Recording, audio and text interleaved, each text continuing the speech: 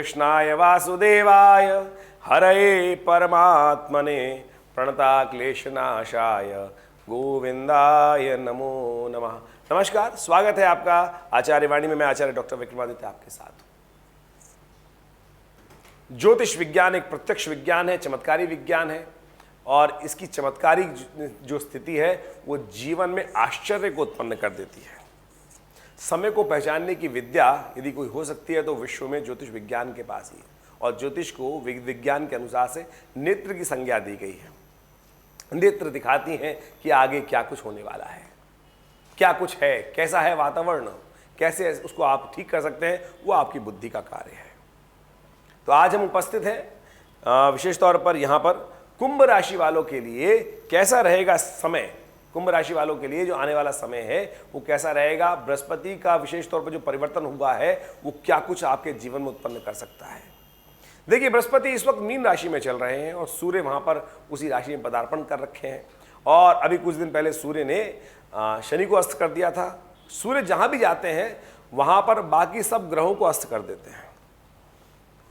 शनि को अस्त किया, चलिए अलग प्रभाव था, लेकिन बृहस्पति का अस्त होना एक तरह से विशेष तौर पे बड़ी घटना है। ये बृहस्पति ज्ञान के देवता है, बुद्धि के देवता है, देव गुरु हैं और वो सूर्य के साथ आने के कारण से प्रभावहीन हो रहे हैं। ऐसे में अब नव संवत आरंभ हुआ है, अभी भी कुछ दिन पहले पिंगल नाम का संवत आरंभ हुआ है। पिंगल नाम के संवत का प्रभाव ही बड़ा विचित्र है। वैमनस्य कार्य का यानी आपस में मनमुटाव के योग देता है, टकराव की स्थिति उत्पन्न करता है। ये समय भय का वातावरण बनाता है, वृद्धि के योग देता है। ऐसे में बृहस्पति का भी अस्त हो जाना युद्ध की स्थिति बनाता है ये समय जो है। और ऐसे में ज्ञान के देवता का अस्त हो जाना यानी अज्ञानता का उदय होना, अंधकार का उदय होना। तो ऐसे में ये ग्रह का परिवर्तन बहुत ही महत्वपूर्ण है, आपको समझना चाहिए। और 12 वर्ष बाद बृहस्पति आपके इतने शुभ भाव में आए थे। कुंभ राशि वालों, आपकी राशि के अनुसार से 12वें भाव जो आपका मीन राशि में बृहस्पति का पदार्पण हुआ, मीन राशि में विशेष तौर पर बृहस्पति का पदार्पण हुआ, आप समझें। और वो बृहस्पति जो चल रहे थे स्वग्रही अपनी राशि में धन भाव में पूर्ण शुद्ध होकर बहुत ही सुंदर व्यवस्था में अपने फ्लो में परिपक्व काल जब आने वाला था उनका, तब जाके वो अस्त हो गए। खैर, आपकी राशि के अनुसार जहां चल रहे थे, आपकी 7.5 भी चल रही है, ऐसे में आपको तो बहुत सावधान रहने की जरूरत है। लेकिन बृहस्पति आपके लिए कुछ अच्छा भी कर रहे थे, कुछ परेशानी का भी योग भी दे रहे थे। आपके रोग को तो बढ़ा ही रहे थे शत्रु, वहां उनकी अवस्था कम हो जाएगी रोग शत्रु के संबंध में, बंधन के क्षेत्र में। लेकिन आपके क्रिय विक्रिय ट्रेडिंग संबंधों में, वाणी में, वहां कहीं ना कहीं दोष उत्पन्न कर सकते हैं। वाणी से बहुत सावधान रहिएगा, इस बात का ध्यान रखते हुए काम करें।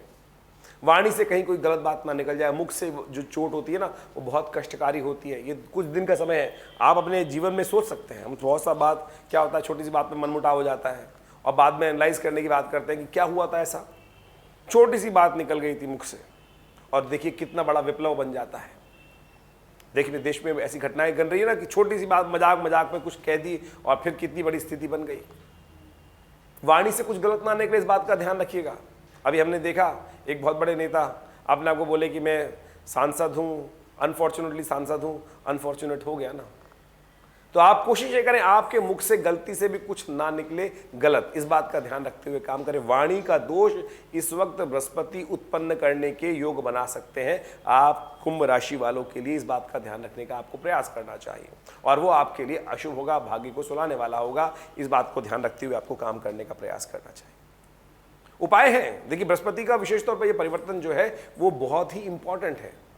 और इसके बाद तो और इंपॉर्टेंट परिवर्तन आने वाले हैं। सूर्य का राहु के साथ परिवर्तन जो युक्ति होने वाली जा रही है वो भी किसी प्रकार भी ठीक नहीं। और ऐसे में भयावह समय चल रहा है, तो आपको बहुत सोच समझकर इन कुछ दिनों में, बृहस्पति का जो अस्त की स्थिति है ये बहुत लंबी नहीं है।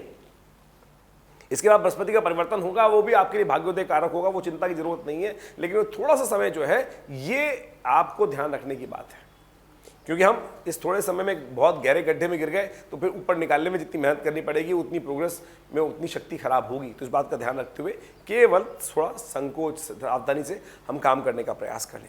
उपाय क्या किया जाए, कुछ उपाय खास तौर पर ध्यान रखने का आपको प्रयास करना चाहिए। एक तो चने की दाल का दान गऊ को। आपकी राशि के अनुसार सबसे श्रेष्ठ उपाय हमें दिखाई देता है कि रात को चने की दाल थोड़ी भिगो दी और सुबह सुबह ले जाकर गौशाला में गाय को कहीं डाल दे दीजिए कहीं भी, ये बहुत श्रेष्ठ उपाय है आपके लिए, आपकी राशि के अनुसार से सबसे श्रेष्ठ उपाय दिखाई देता है। ना कुछ खर्चा ना कुछ और। आमतौर पे हम जब ज्योतिषी के दृष्टिकोण से देखते हैं तो पता नहीं कई कई जगह ऐसे बता दिए जाते हैं कि इतने हजारों के उपाय खर्च करके ये कर लो, वो कर लो, ऐसा कर लो। देखिए, अपनी सामर्थ्य के अनुसार से उपाय हमें करने का प्रयास करना चाहिए। ज्योतिष के दृष्टिकोण से आपका कर्म ही आपके प्रभाव, ग्रह के दुष्प्रभाव को दूर कर सकता है। कर्म के प्रभाव, कर्म को करने का प्रयास करें, सुदृढ़ भाव से मंत्र जप करने का प्रयास करें, वो कर्म है। कई सारे ऐसे लोग आ जाते हैं मेरे पास। कुछ दिन पहले एक व्यक्ति फोन करके बोल रहे थे कि महाराज मैं तो कर नहीं सकता, करवा दो। भैया दवाई आप खा नहीं सकते, पड़ोसी खाएगा तो पड़ोसी को ही लाभ प्राप्त होगा ना। मैंने उनको कहा कि भैया चलो एक छोटा सा काम कर दिया करो अपने आप जाकर इस मंदिर में। बोले महाराज टाइम नहीं होता मंदिर जाने का। अब मंदिर जाने का भी टाइम आपके पास नहीं है और ये काम भी नहीं करना चाहते हैं, तो फिर परमात्मा को क्या जरूरत पड़ी है कि आपके लिए सब बहुत सारी चीजें करने का प्रयास करें।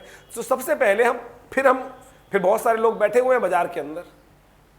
हाँ बिल्कुल हम कर देंगे आपके लिए, चाहे उनका भाग्य जागे ना जागे, वो आपके पैसों को जरूर जगा देंगे, आपके पैसों पर जरूर सेंध लगा देंगे। तो इस बात का ध्यान रखिए, ज्योतिष विज्ञान कहीं भी इस प्रकार का नहीं है। आप अपने कर्म के अनुसार को ठीक करते हुए बुद्धि को जगाकर काम करने का प्रयास करें। बुद्धि को जगाकर काम करने का प्रयास करें तो बृहस्पति महाराज आपके यहाँ पर जो प्रभाव उत्पन्न कर रहे हैं, आपके धन पर, कुटुंब धन भाव पर, लोन वाले भाव पर बैठे हुए हैं और हो सकता है कोई लोन सैंक्शन की परिस्थिति जा रही है, तो थोड़ा अलर्ट होकर काम करने का प्रयास करें। अब ये नहीं कि काम बिल्कुल बंद कर देंगे, आपको प्रयास ज़्यादा करना पड़ेगा, अपने चीज़ों को मेहनत ज़्यादा करनी पड़ेगी, तब जाकर आप रिजल्ट ओरिएंटेड इस समय को बना सकते हैं। नहीं तो अपने आप जो स्वतः गति से चल रहे थे, बहुत सारे कार्य हमने देखा है ना कि अरे मैं नहीं कर रहा, पता नहीं कैसे होते चले जा रहे हैं, वो समय करता है, वो यही अब जब क्या होता है, महाराज मैंने तो रोका नहीं, मैंने तो कुछ गलत किया नहीं, क्या हुआ, वही परिवर्तन कहीं ना कहीं आकर ब्रेक लगा गया, ऑटोमेटिक कहीं ना कहीं स्थिति लग गई।